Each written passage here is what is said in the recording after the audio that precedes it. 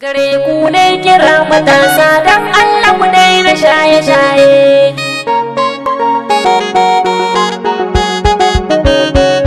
Domin hakan da cuta a gare ku ina kira matasa.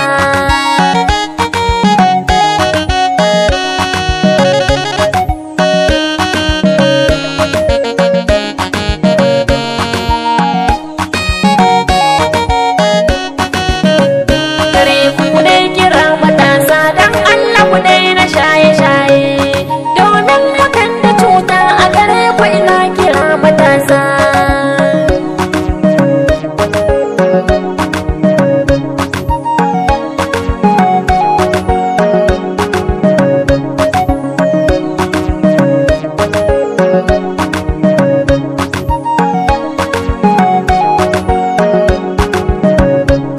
Farko na sanya Allah masanin da ke kashewa, roƙo da ke gadafan waƙar da zanniyawa, waƙa ta shaye-shaye matasan mu zangayawa.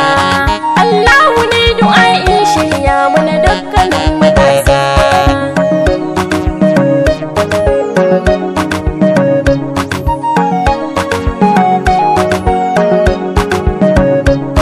Kun san fa shaye-shaye wata illa ce take kashewa, kai baka amfanuwa kuma ka zamto abun gujewa. A cikin gidan kuma an ware ka cikin abun kulawa. Ina daɗi rayuwa ku yi nazari man haba matasa.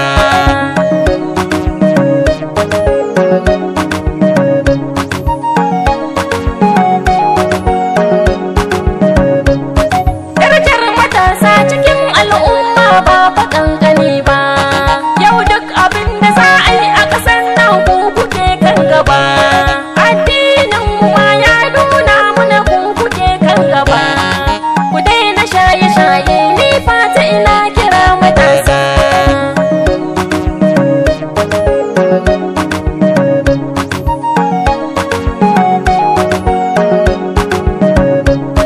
Illa ta shaye-shaye na tarwatsa tarbiyyar iyaye, bugu da ƙari iyaye kan haka na zubar hawaye. Shi ko zubar hawaye na iyaye sai mu zan kiyaye, duk wanda ya kiyaye Allah zai ɗaga martabarsa.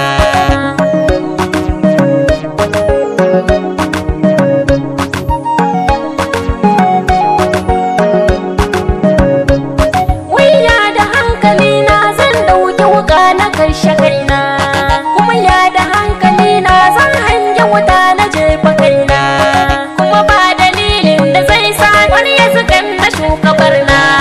Dukkanin bayanan da nai zan so ku yi nazari matasa.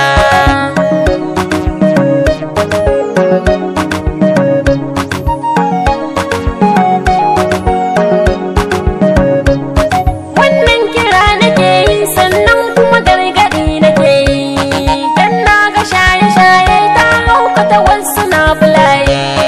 Daga ɗau kuɗi ka sai kwaya gara ka je ka kurɓa shaye.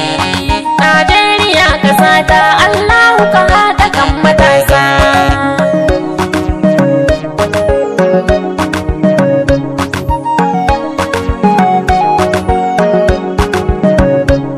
Doni a nan nake so zan huta 'yan uwa masoya, komai da lokaci mai haƙuri shi ke yin biyayya. Ita gaskiya ko ina aka je tafin da masu ƙarya.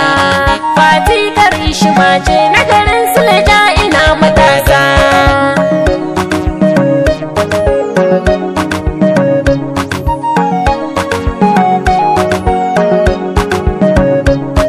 Allahu kai salati ga Muhammadu shugaban ma'aika, ka sanya alihi da sahabbai na rasulu masu binka.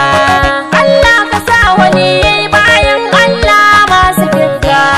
Darajar rasulu manzo Allah ka shirya duk matasa.